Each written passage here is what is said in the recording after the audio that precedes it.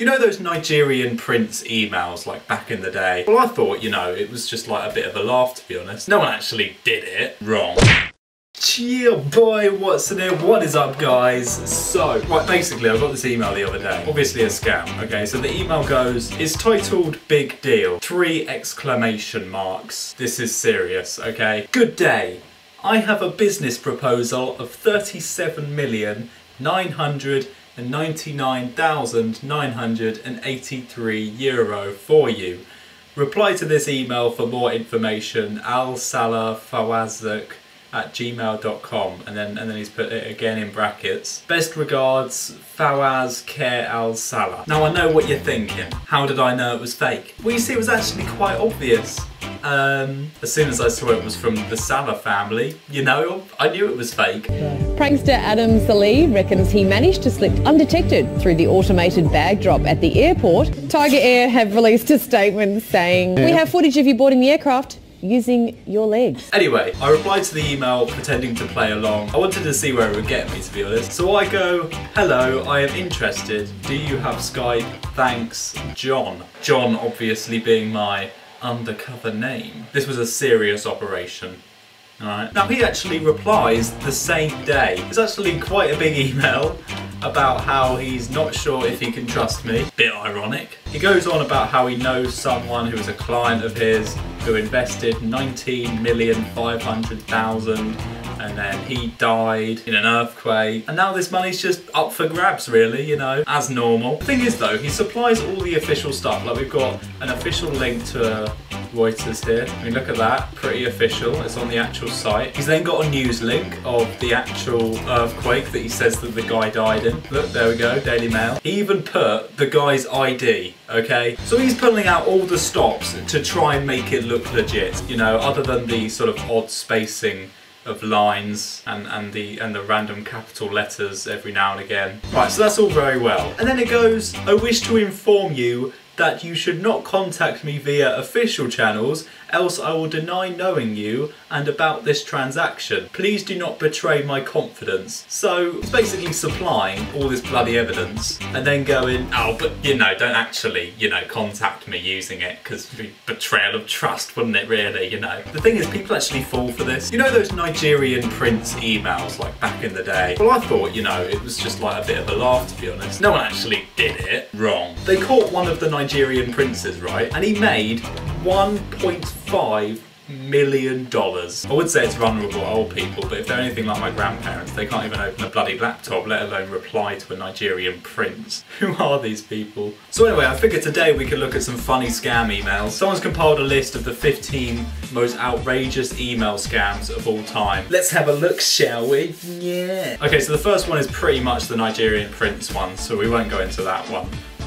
Dear beloved. Right, first of all, who starts an email like that? Like, that's only if you're writing to family, isn't it? Actually, not even family. I mean, it's literally only vicars that say that at the start of weddings. Actually, I should probably read the rest of the email. He probably goes on to that at some point. Dear beloved. Right, okay. My name is Harold Diamond, the current winner of 326 million on the just concluded Mega Millions jackpot on November 4th, 2014. I know this is surprising for you to have received this at this very early stage, but because I just received a check on Monday, January 12th, 2015, and I am excited, I am willing to donate 300,000 to you, and as part of my effort to alleviate poverty and care for the less privileged around the world, I have decided to donate this to just 5 people. I mean, you'd be pretty annoyed if you got this email, to be honest. He's pretty much implying that you're one of the 5 poorest people in the world. He's giving money to you to try and stop poverty, essentially. So he wants to help you out, you know.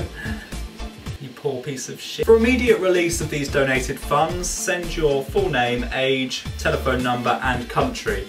We will instruct our payout bank to transfer the sum of $300,000 to you. Right, okay, so that one. The thing is, you know someone's fallen for this. Like, I mean, I'm surprised they didn't ask for bank details though, to be fair. Like, straight up, I generally thought they'd ask that. I mean, there's people online that have literally posted pictures of themselves holding their debit card and gone, "New debit card arrived today." Actually, wait a second. I shouldn't be showing you this, okay? Just to prove that people actually do this. So there's this account, right, and I think it's called Yeah, need a debit card, okay? And they basically retweet people holding their debit cards saying that they've got, they've got a new debit card. And people are just using their accounts to buy stuff, funnily enough. I mean, just look how many there are. Jesus Christ. I mean, it's not just old people that are vulnerable to the internet, it's stupid millennials as well. Anyway, where were we? Right, so this one says the new gen nerd got a message from someone with mystical powers. Right, okay.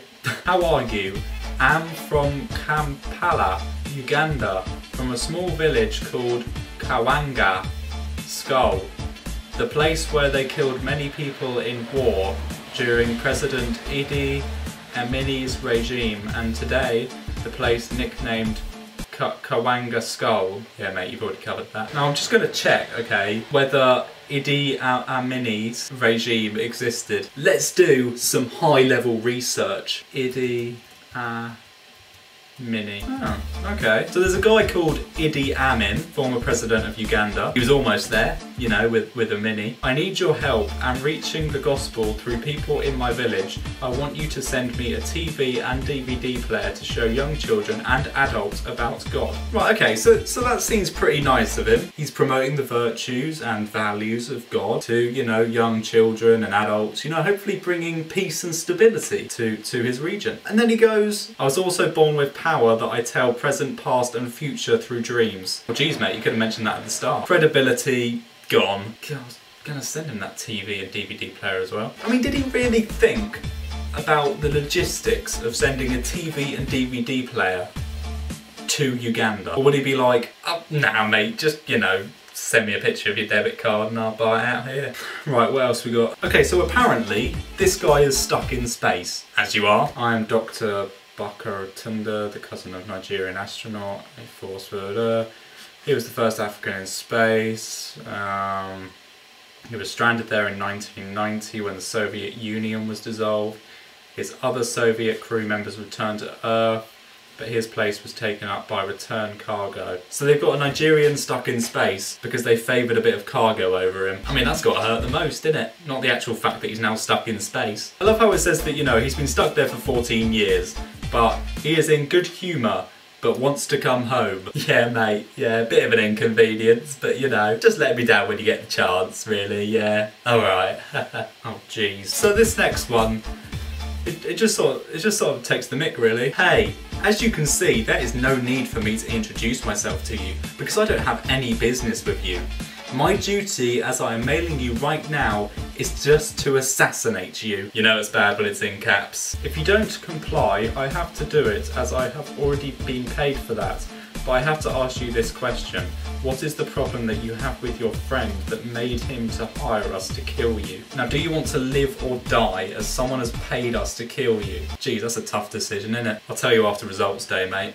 It's only $3,800. I mean, don't get me wrong, that's a lot of money, but to kill someone, I'm not sure that's what you spend. I have to admit, that's probably my favourite email, to be fair, out of all of them. So it starts off like, there is no need for me to introduce myself to you because I don't have any business with you. And then it's like, oh, but do you want to live or die? Well, I think that probably is a bit of my business, to be honest. And $3,800 is all you need to spend. Great deal. I'll be coming here again. Alright guys, that is it for today's video. Let me know in the comments section whether you've received any scam emails and what were they like? What was the funniest? Make sure you smash that like button, it really helps me. And of course, the deal still is on that if you tweet me with a screenshot of you liking the video, then I may follow you. I've already followed 3 people. Get on it. Alright guys, I will see you tomorrow, 7 PM GMT. Before I go, there is a discussion tab activated on my channel now so that you guys can sort of chat on there, I guess, before uploads or after uploads. Let me know what you think. I don't know,